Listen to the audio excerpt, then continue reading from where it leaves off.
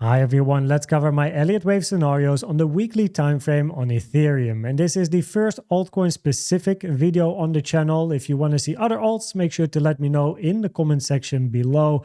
But if Bitcoin is just ranging, not really doing anything, and the probabilities or scenarios haven't really changed, there is not too much new to add, then I prefer to cover an altcoin that many people request. And today is the day for Ethereum.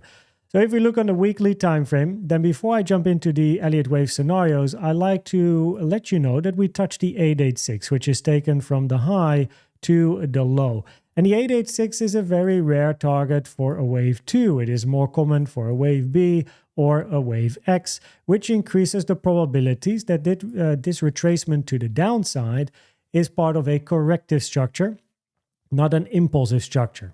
An impulsive structure would be a wave 1, 2, and then a 3 to much lower prices, or a diagonal, for example, but it is too early, 1, 2, 3, 4, 5, correction, and another leg down.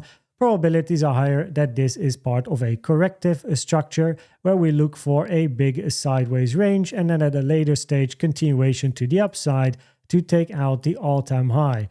So if you then look at the first scenario on the chart, then people that have been here for a while and have seen my altcoin live streams back in the day where I covered many altcoins in one live stream, you will recognize this scenario. The WXY zigzag down in W, you can see this first structure to the downside looks very three-wavy, right? Not impulsive.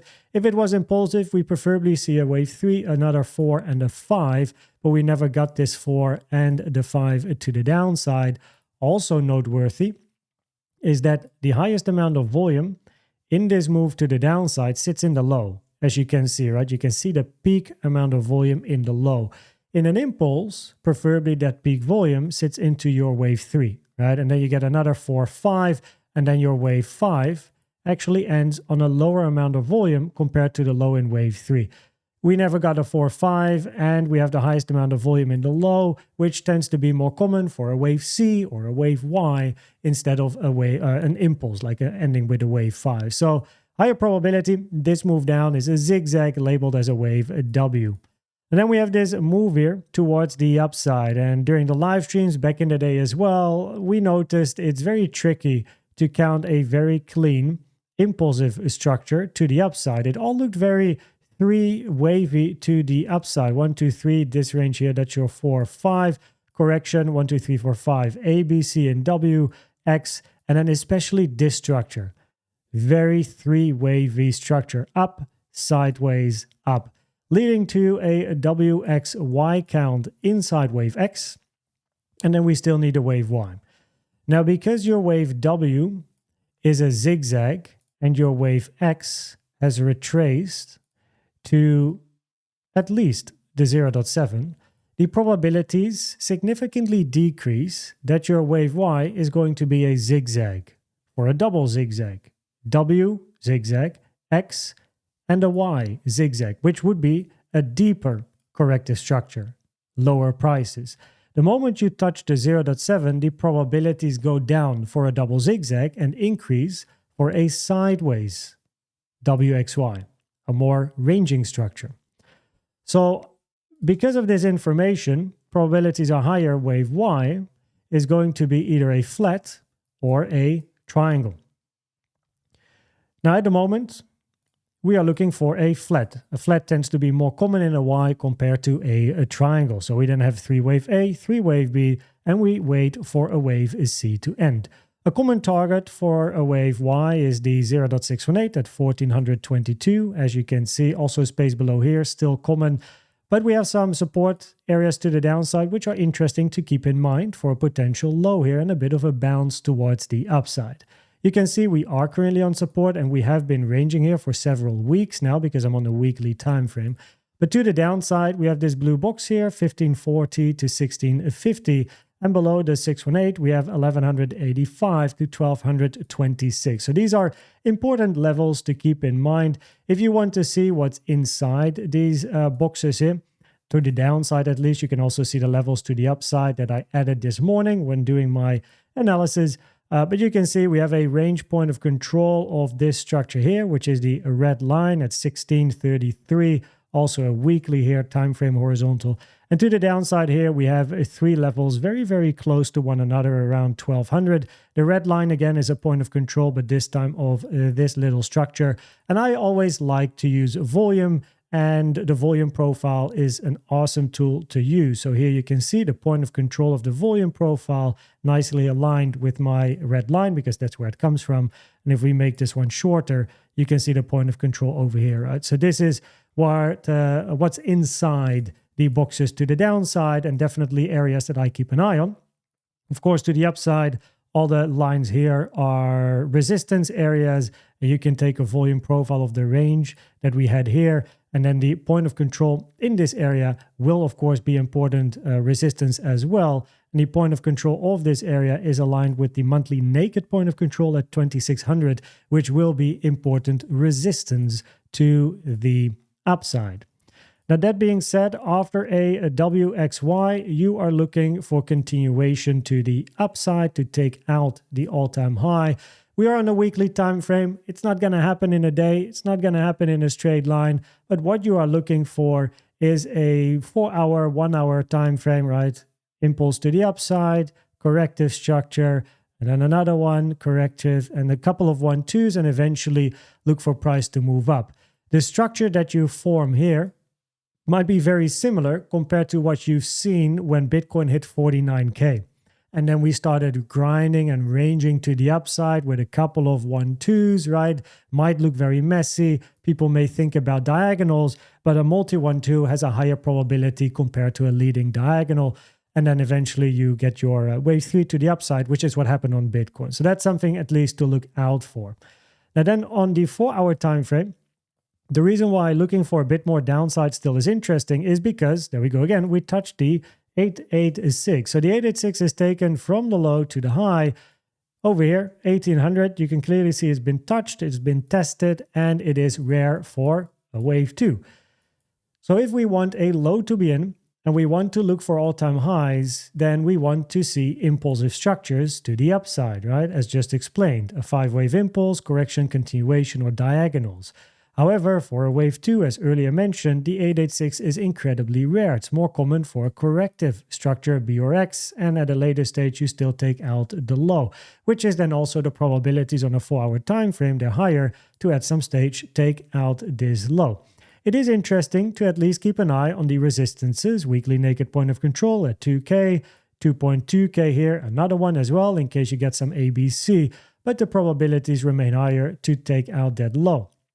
It will only change if you are going to move, like probabilities will only turn bullish if a next move up is going to move way beyond the 1.618 trend-based fib extension, which I'm putting on my chart here, sitting at 2.3K.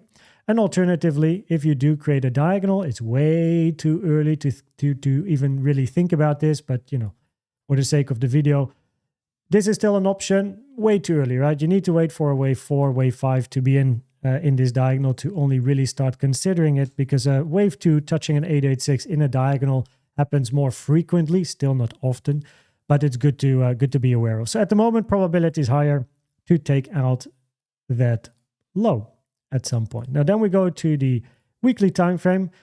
I have 2 alternative scenarios. First of all, a WXY with a bigger wave X. So the W is the same, but inside wave X, we now have a WXYXZ. Mind you that a WXYXZ is a very rare structure, right? It's very rare. You barely ever see a WXYXZ. So generally, it has the lowest probabilities unless everything else fails. But it is still interesting to at least consider it, because you are going to be ranging for a longer period of time, basically. So W, X, and then inside wave Y, right? Because the 0.7 is touched, we preferably look for a flat or triangle. And the flat would be A, B, C, triangle A, B, C, D, E. Right now, in a triangle, as well as wave A of a flat, both wave A's of a triangle and a flat need to be 3-wave corrective structures. Now that is low time frame counting. You need to count a zigzag or something in here, right? Zigzag, double zigzag. But at least this would continue a range for a longer period of time. And at a later stage, you still move up in both cases. In a flat, you would expect price to take out the high anyway, right? And in a triangle, you just go sideways and move up at a later stage. Just good to know. Finally, the bullish scenario. Lower probabilities because of your wave 1. Low is in here and you look for 1, 2, 3, 4, 5. It's very ugly. It's very forced, which is something that I've been saying during the altcoin live streams where we covered Ethereum as well, where this is then your 1, 2, 1, 2, 3, 4, 5, 4, 5.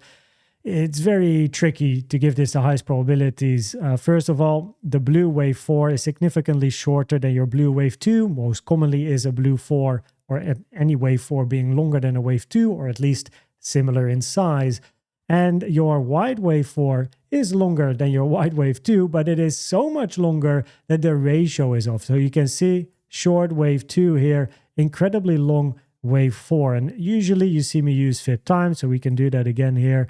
And then what you'll see here is that your wave 4 ended far beyond a 6 fib time, and preferably your wave 4 ends between a 1 and a 3, 1 and a 4 max fib time, which isn't the case. So it's difficult to give this the highest probabilities, but you would then be looking for a flat in wave 2 and then continuation up, which is quite interesting because this structure here, the ABC flat, is the same structure as the first scenario that I showed, which is in the WXY. WXY here, WXY with an A, B, C, and Y is exactly the same flat as in the bullish scenario. But what comes after is going to be different. Here you count 1, 2, and you look for a 3, while in the WXY scenario, this is only going to be your wave 1, right? That's your difference. So this is the most bullish scenario, not the highest probabilities. You do like to end wave 2 after the 382, which is where we are now. This is the common target area for your wave 2, 05786, taken from the start to the end of wave 1. Target area between 1900 and 1200. You don't want to hit that 886 for a wave 2. Now then we get to the news. We do have some news today actually here, Wednesday, April 2nd. You can see the tariff plan entered my list, which actually wasn't on my list the last few days, interestingly. Now, I checked online. The time is, I believe, 4 p.m. ET, which is around 10 p.m. Central European time. So just make sure you trade safe because it can definitely create volatility on all of the charts, including, of course, Ethereum. And if you then look at the probabilities and the polylines, then look, on a weekly time frame, if we really zoom out, even like a monthly time frame, one can argue the probabilities remain higher to at some point take out that high, right? On a monthly time frame, we can talk many months, right? No problem. We touched that 886, increasing probabilities to take the high. First move down, definitely looking like a 3-wave structure based on Elliott waves, increasing probabilities to also take the high. So that is like still the very high time frame directional bias. But if we look at the individual scenarios, then the highest probability scenario is the WXY, the first scenario that I showed in this video, which is this one over here, right? Works best at the moment, working on finishing wave C of wave Y, of course, preferably for our time frame, still taking out the local lows and look for some lower support. The blue box here around 1600, or that blue box also below the 618 at around 1200. On the second spot, we have the other WXY or maybe even a bullish scenario. And on the third spot, you can see I added a bearish scenario. It's basically any bearish scenario at the moment doesn't have the highest probabilities. And with a bearish scenario, by the way, I'm not talking about going down to 1200. I'm talking about going down, like big moves to the downside, right? So we're on a weekly time frame. Of course, moves are big. This range over here is between 4.8K and $900, $800 basically. That's a very big range, right? But a bearish scenario would be impulse down, correction, and down you go. And Ethereum does not exist anymore, right? This move down counts best as a 3-waver, 886 touch. Therefore, looking for scenarios that still take out all-time high at a later stage is more interesting. WXY, primary. The other stuff, alternative, bearish, very, very low probability at the moment. 4 hour, preferably take out that low at some stage. Keep an eye on the resistance areas I showed in the video. So that is that. Hopefully you enjoyed this first ever altcoin video here on the channel. Valuable and helpful to you. Please check out the CVD indicator video, the best indicator out there in my opinion, or the Elliott Wave educational playlist to help you understand more about Elliott waves. Thanks for watching and subscribing, and I hope to see you at the next one. Bye-bye.